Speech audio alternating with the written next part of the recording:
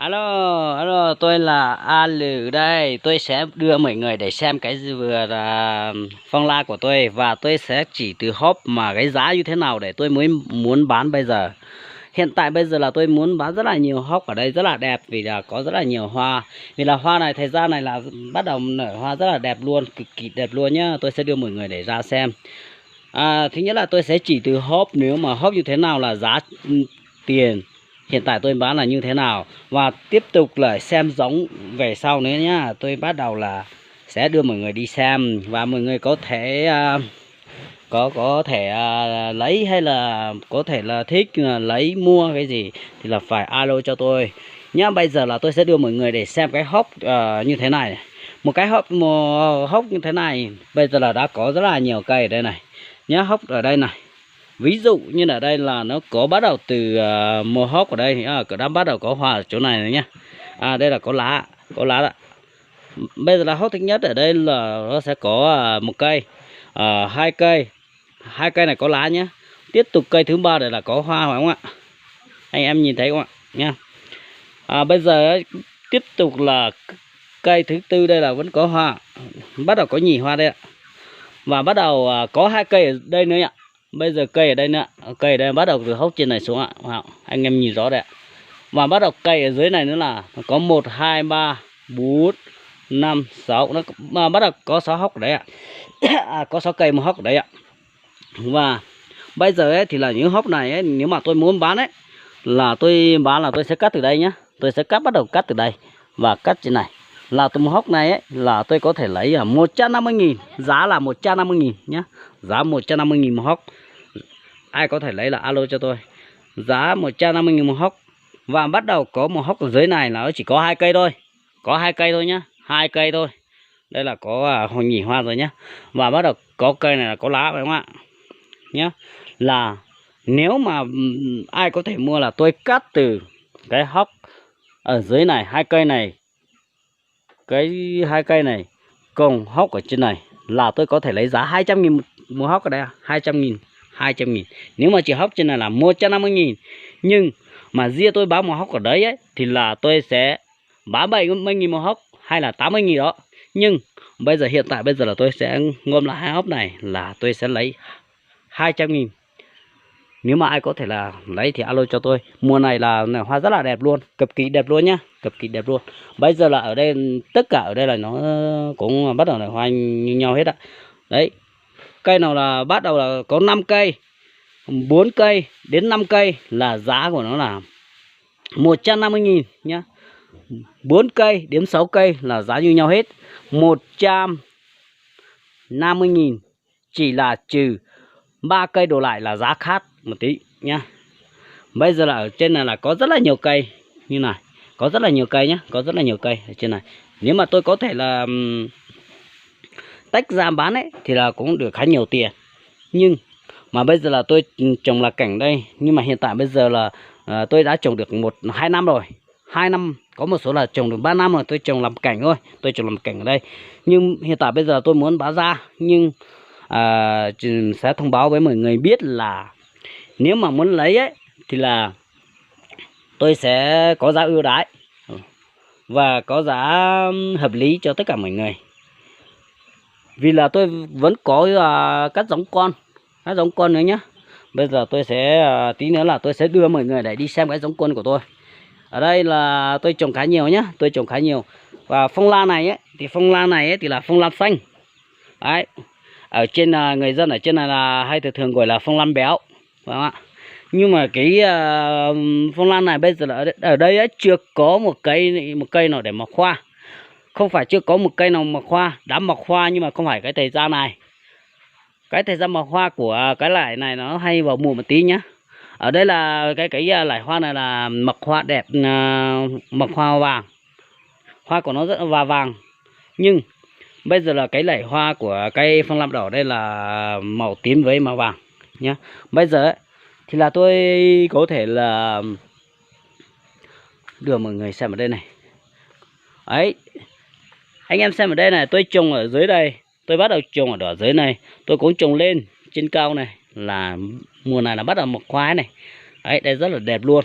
Nếu mà ai có thể là thích ấy, sẽ inbox cho tôi để là tôi sẽ ship cho mọi người nhá. Ít nữa là tôi sẽ để cái số điện thoại tôi đằng sau ở dưới đít video nhá. Ở đây đấy, tôi trồng rất là nhiều cây. Nhưng bây giờ anh em đang xem vừa rồi đây ấy, tôi thì cái cây như này ấy thì là tôi bắt đầu cắt cái đoạn này với đoạn này thì bán rồi, vì là tôi trồng rất là nhiều, tôi cắt bán rồi. Cây này là tôi rất là tiếc, vì hôm nào là tôi làm nó rơi thì đứt đi. Nhưng hoa này đẹp lắm luôn, hoa rất là đẹp nhá. Đấy, bây giờ là tôi sẽ đưa mọi người để ra để lấy xem cái giống con của tôi nhé. Cái giống con của tôi là như thế nào là tôi sẽ đưa mọi người đi xem nhé. Vâng, tôi sẽ đưa mọi người đi xem cái giống con. Alo, đây rồi, giống con của tôi ở đây này. Nhưng mà có một số rất là vẫn làm một hoa rất là đẹp luôn này. Đây là giống con của tôi đây nhá. Nhá, bây giờ là tôi đưa mọi người đi xem cái giống con, vì là tôi trích ra để làm giống ấy. Nếu mà ai có thể là mua giống là có thể alo cho tôi vẫn có giống nào, tôi vẫn có giống đầy đủ đây. Nhưng mà tôi không hứa là tôi sẽ có quanh năm, hay là tôi không hứa là tôi sẽ có suốt đời. Nhưng mà tôi sẽ có giống ở đây. Bây giờ là anh em cho anh em xem, tôi đã có giống rất là nhiều đây này. Đây là giống để trồng, giống nhá. Giống chỉ là 1 cây, 2 cây thôi, 3 cây thế thôi. Đây là tôi gọi là giống, vì là tôi cũng bán rất là nhiều giống cho anh em ở ngoài rồi. Đấy, là giờ này là tôi mới quay ra cho anh em xem là tôi trích ra giống như thế nào nhá. Giống ở đây này nhá. Bây giờ ấy thì là tôi sẽ đưa đấy, giống rất là nhiều tí đây nhá. Đây nhá, giống ở đây này. Đấy, anh em nhìn thấy chưa nhá. Ở đây, đây là một cây giống này, tôi trích nhỏ nhỏ như thế này để trồng, để làm giống, phải không ạ? Vì là bây giờ đây là tôi trích về làm giống đây này nhá. Vì cây giống này ấy thì cũng rất là hiếm luôn. Đây này, như cái hốc này ấy. Tại sao mà tôi cắt từ hốc ngang như thế này?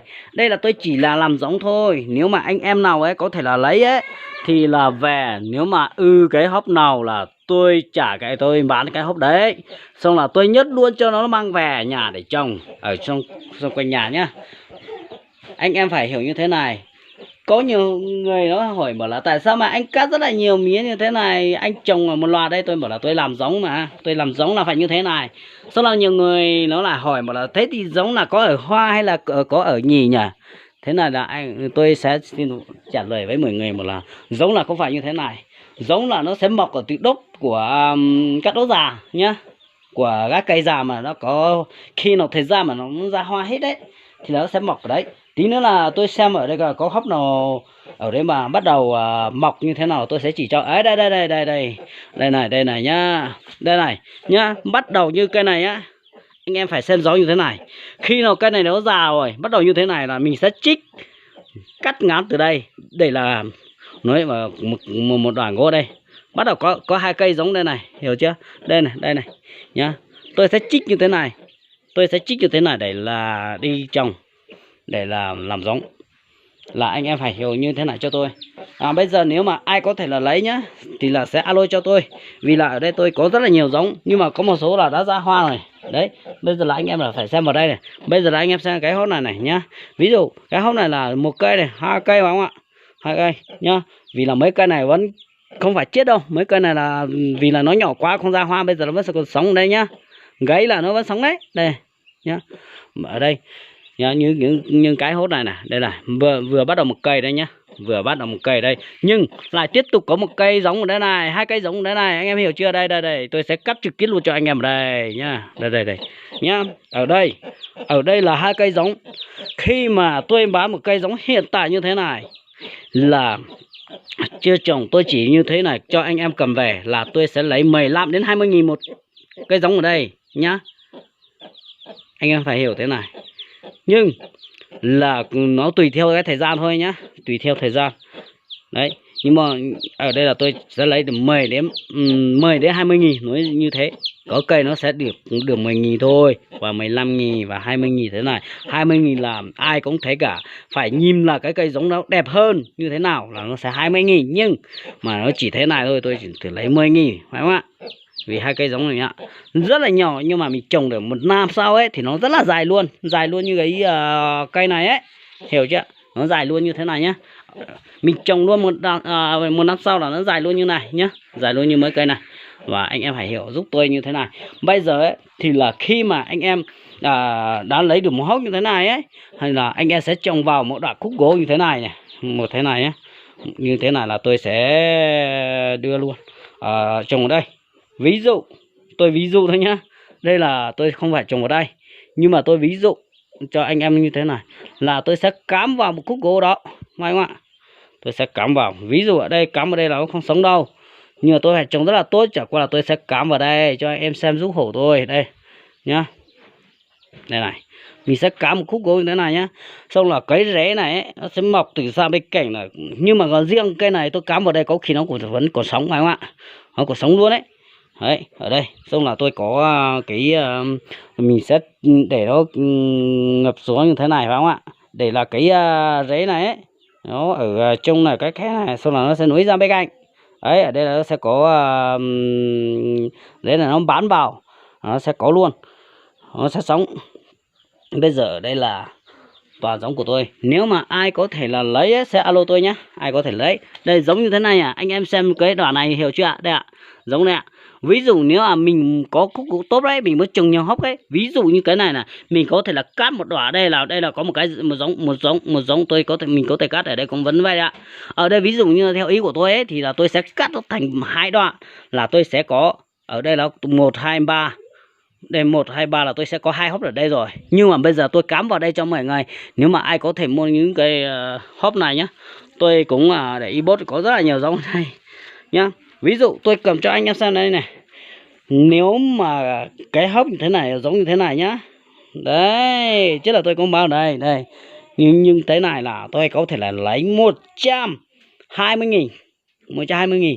120.000 vì là có giống rất là tốt. Nhưng riêng cái giống này tôi có thể là vừa lấy 50.000 thôi nhá, 50.000 60.000 thế thôi, một hốc ở đây vì nó rất là nhỏ, phải không ạ? Nhưng mà tôi cắm rất là nhiều, tôi có thể lấy 100 đến 120.000 nhá, cũng tùy theo cái hốc ở đấy. Nhưng mà tôi chỉ nói giá như thế này trên này thôi, nhưng mà đúng thật sự là những người mua mới biết được, đấy.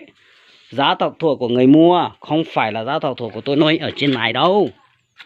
Đấy, đây này nhá, là tôi sẽ đấy, bây giờ là tôi sẽ đưa anh em xem đây, cái này đây, là tôi sẽ tắt video ở đây nhá, chỉ thế thôi nhá.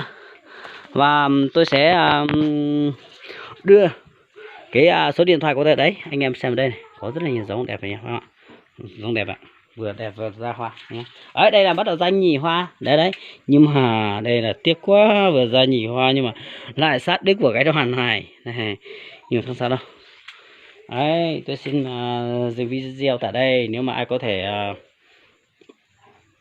muốn lấy giống hay là muốn lấy cây để làm treo để làm cảnh luôn thì alo cho tôi sẽ cho số điện thoại đây này. Số điện thoại của tôi là anh Lừ nhá. Số điện thoại của tôi là 0376425615, 0376425615 nhá. Tôi chỉ là video kết thúc ở đây. Nếu mà ai có thể là thấy video của tôi hay và thích cái giống con của tôi và thích cái hoa của tôi ấy, thì có thể là đăng ký kênh giúp tôi và sẽ sức like subscribe cho tôi nhé, và giúp tôi để tôi phát triển kênh. Và tôi sẽ cố gắng để là quay các video clip mới hơn, và tôi sẽ tìm những các cảnh đẹp và các cây giống về làm cảnh ấy, tôi sẽ cố gắng để tìm là niềm phục vụ cho tất cả mọi người. Là tôi sẽ hẹn gặp lại mọi người.